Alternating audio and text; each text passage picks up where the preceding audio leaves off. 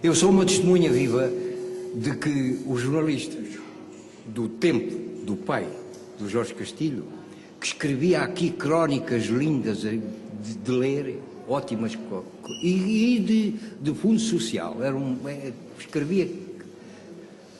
Eu sou testemunha da camaradagem que havia entre todos os jornalistas. E se porventura algum estava impedido de ir a determinado acontecimento, usava desta expressão curiosa, no que era sempre atendido.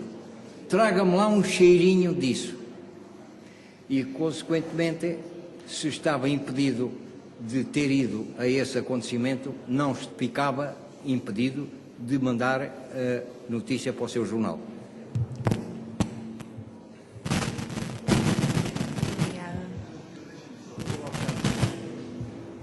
Eu, há bocado, quando vocês me perguntaram agora como é que era o relacionamento entre os jornalistas, já há bocado vos dei a entender isso, contando aquela história do Júlio Roldão.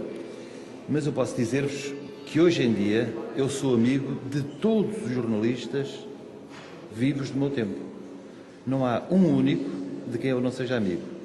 E tenho a certeza que todos os jornalistas desse tempo são meus amigos.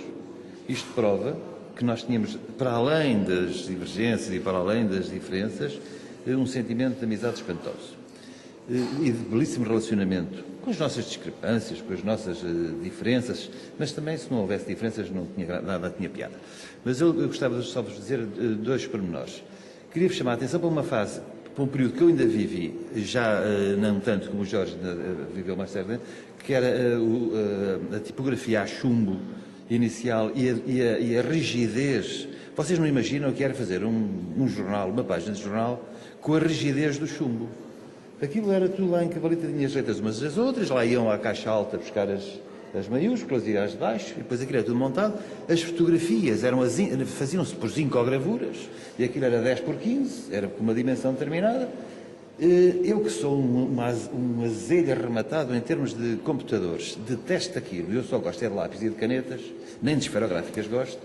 A primeira vez que eu me pus a paginar num computador, auxiliado por uma pequena que sabia trabalhar com aquela coisa, aquilo era uma maravilha. A fotografia alargava-se, esticava-se e apagava-se, e fazíamos uma coisa, e deitámos tudo abaixo, e afinal a primeira é que estava melhor que a última, não sei o quê.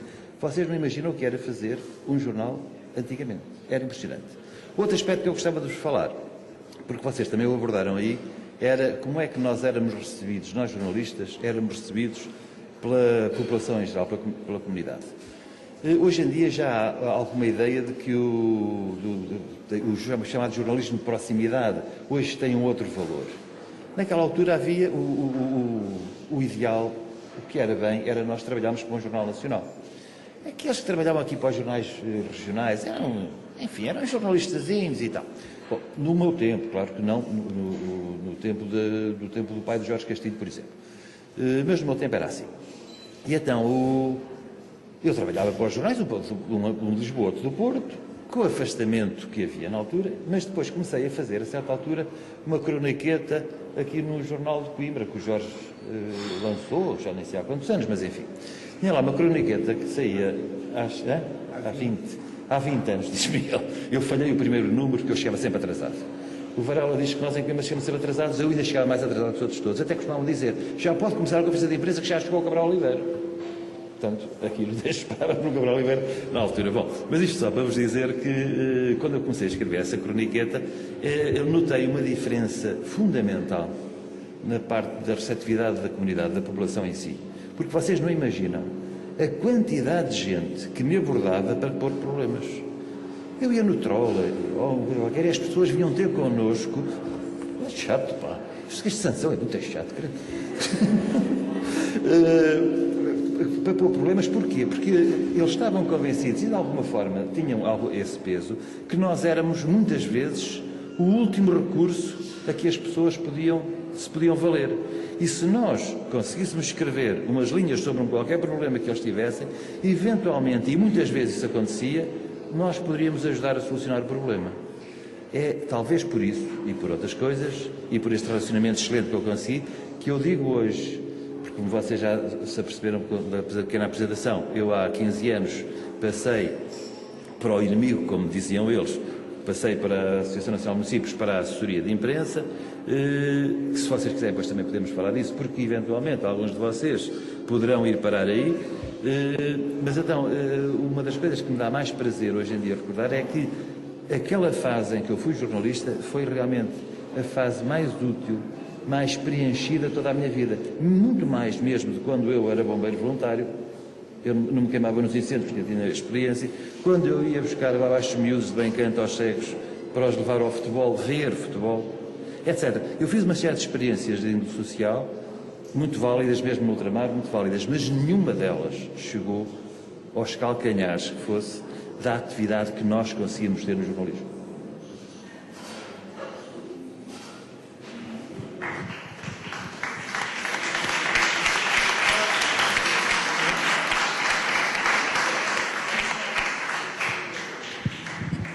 Mais uma vez lanço o repto à assistência. Se houver alguma pergunta que queiram fazer, podem fazê-la. Com certeza que há muito mais para dizer. Eu acho que o Dr. Diniz Alves tinha pedido aí para fazer uma pergunta. Diniz Alves pode fazer a pergunta que queria, se faz favor.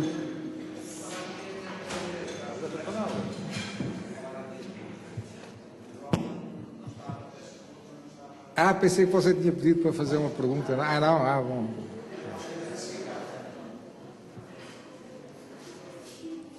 Se me dessem licença, eu utilizava aqui este microfone, apesar de alguma amplificação de som distorcida que ocorre, para agradecer em nome do Instituto Superior Miguel Torga e particularmente em nome do Dr. Diniz Alves, que é diretor do curso de Comunicação ou de Ciências de Informação no Instituto Miguel Torga, para agradecer a presença deste ilustre trio que está aqui, este trio de camaradas de profissão, que ao longo de várias décadas, pelo menos 3 décadas, têm calcorreado a cidade de Coimbra, conhecem bem os becos, mas conhecem muitas histórias que, obviamente, ficam remetidas ou ficam fixadas num baú de memórias afetivas que talvez não possam aqui ser publicitadas, não possam ser tornadas públicas. E, por isso mesmo, o agradecimento aqui vai para aquelas histórias que se contam, porque, afinal, quem vive a atividade jornalística é um historiador da atualidade, do instantâneo. E, como tal, independentemente de ser esse tipo de historiador, acontece que 10, 20, 30, 40 anos ainda é uma história muito próxima. Há factos muito relevantes que não podem, não devem ser divulgados, muitas vezes pelos desenvolvimentos que a situação tem. Acontece que o Sr. Varela Pé Curto é além do mais, aqui hoje uma pessoa que foi convidada pelo seu historial como cidadão que adotou Coimbra e que Coimbra adotou, como cidadão que é importante ser conhecido por parte das pessoas mais jovens, e é uma pessoa que tem marcado pela sua postura gerações, várias gerações. Isto é, ele conviveu com o pai do Jorge Castilho, que foi uma das referências do jornalismo em Coimbra. Por outro lado, foi o primeiro correspondente da RTP em Coimbra.